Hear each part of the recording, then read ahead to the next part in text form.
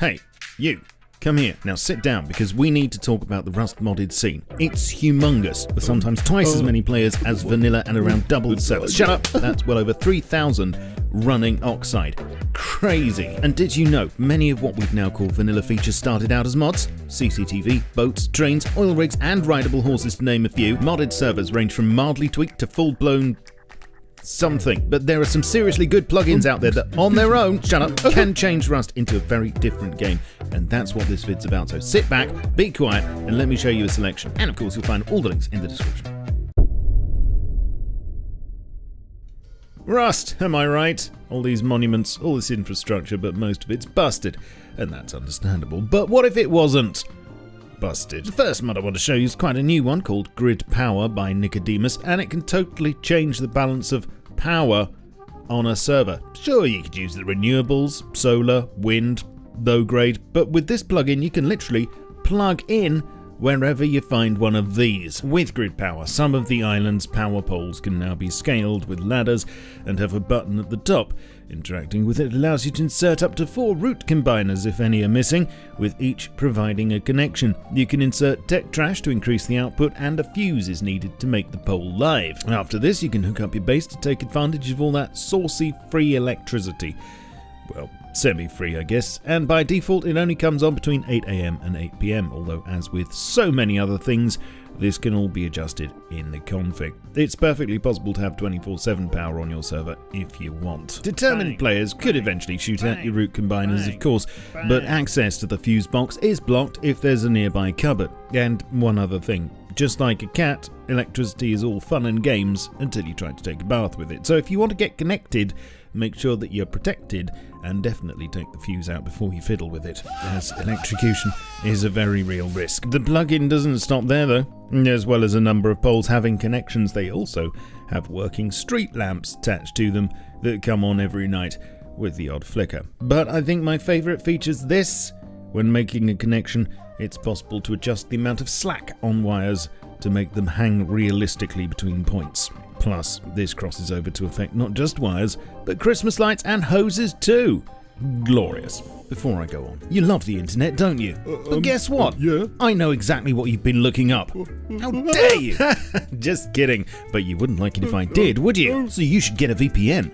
More specifically, NordVPN. A VPN, or Virtual Private Network, is your very own VIP entrance to the internet, encrypting your sensitive data and masking your IP address from everyone else. NordVPN lets you connect to over 5,000 super-fast servers in 60 countries from wherever your secret base is. You want to see firsthand why there's no land like Poland for Rustflix content? Be my guest. Want an IP address in Toronto pronto? It only takes a second. You can use it on PC, Mac, Android, iOS, Chrome, and probably even a Tamagotchi. Works whilst you're out and about, comes with a cybersecurity suite, an ad blocker, and can be used on up to 6 devices simultaneously with unlimited bandwidth. Most importantly, if you're quick, you can get a 2-year plan for 70% off with an extra month free by using my link down below or with code SHADOWFRAX. Back to the video. Alright, you're a few days into the wipe and the usual things happened. You've either been raided or lived long enough to raid someone else. Server pop started to deflate and it might be time to actually go out of the house again. Nobody wants that. So what's the solution? Enter Raidable Bases by Nivex. Now up front I'll say this is a huge plugin, fully automated and ridiculously configurable, so there's no way I'm going to cover it all here. There are tutorials out there fortunately. But in a nutshell, for server owners willing to put in the time and elbow grease, what it does is automagically spawn in NPC bases with occupants, loot and defences where appropriate, and pretty much everything's entirely in your power to configure. You can either design all the potential bases yourself and specify enemy numbers, risks and rewards, etc., or get hold of one of the optional predefined expansion packs. Once all the legwork's done though, a number of bases will spawn in available areas, as long as there are no player buildings too near, and thus provide your server with a fully PvE raiding experience. It's also possible to see which bases are owned by NPCs and how difficult they are to raid on the map. The AI for the NPCs was actually made by Nivex himself, so they don't behave exactly like scientists, for instance. They're generally much more evasive and devious, they don't roam beyond their base zone, but if you build within this and try to raid them, then it's possible for them to attempt a counter-raid on you. All in all, if you want to run a PvE server or just want a way to stop your players wandering off between wipes,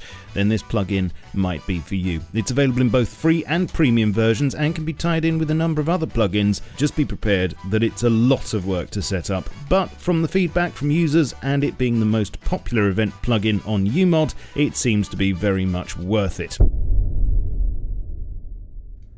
Now, I covered this one in a concept limbo briefly before, but it's worth floating it out there again because it has become a very popular plugin and changes the dynamics of Rust a lot. This is Water Bases, again by Grid Power Man Nicodemus. Simply put, with this plugin installed, players will be able to craft special floating foundations and deploy them on the water.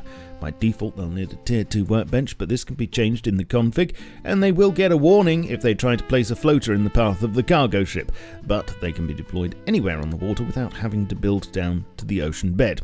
Although that is an option. There are some configurable limits to which tiers floating bases can be upgraded to, as they are something that needs to be balanced, obviously. However, they're very flexible and let you add things like fishing nets underwater, which will gradually catch fish and other ocean crap from a configurable loot table. You can add floor frames to the foundations for an underwater ladder hatch entrance. Talking of which, if you want, you can build down into the ocean too for extra protection, or even to make your very own submarine garages and moon pools. It's a very tastefully done plugin that's locked in well with the rest of the building system and opens up a ton more areas for bases, especially on smaller servers.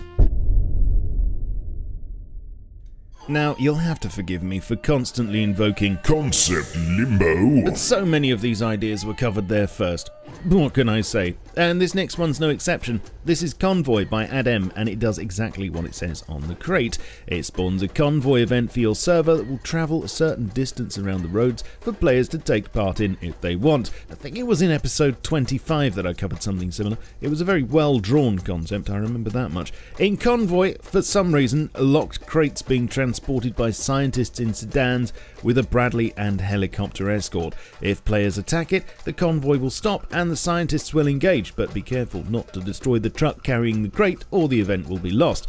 There are a lot of settings for this one, for instance, how many sedans and Bradleys are in the convoy, as well as whether the helicopter's tagging along or not. You can specify the loot, how tough the scientists are, and you can either let it generate its own route or record one yourself. All in all, this can be tailored to your own server in many ways. Last but not least, it's dangerous out there, so take this. This is Jetpack, also by Adem, and I've included it because, frankly, it's a bit bonkers. If you've got this on your server, odds are the Airwolf shop won't be making much money, as it can be used to add jetpacks to loot crates. And as with all good plugins, everything including how easy they are to get hold of, how much fuel they use, and whether SAM sites will take a dislike to you whilst wearing one, can all be adjusted in the config. There are some restrictions. You can't walk with one on, but you can quickly take it off with the middle mouse button, and you will take damage if you headbutt something at Mach 4. But apart from that, it's just a lot of good, clean fun once you get used to the controls.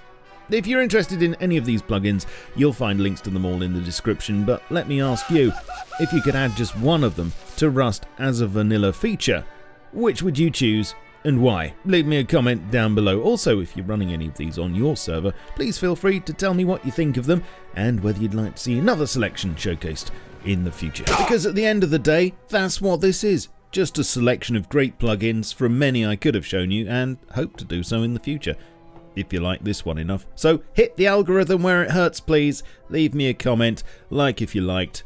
Like also if you disliked. You might as well, seeing how YouTube thinks dislikes are pure liquid evil and would hurt my fee-fees. You can watch me stream things on Twitch that I like to stream. You can also follow my content on Twitter, Facebook, Discord, and my Steam group, and support the channel with channel memberships via my Patreon or by buying some merch. All the links will be down below in the description if you're interested. I shall catch you all very soon, but in the meantime, keep calm and stay rusty. Cheerio. This video is powered by AWDIT's producer range of workstation PCs, available now at awdit.co.uk.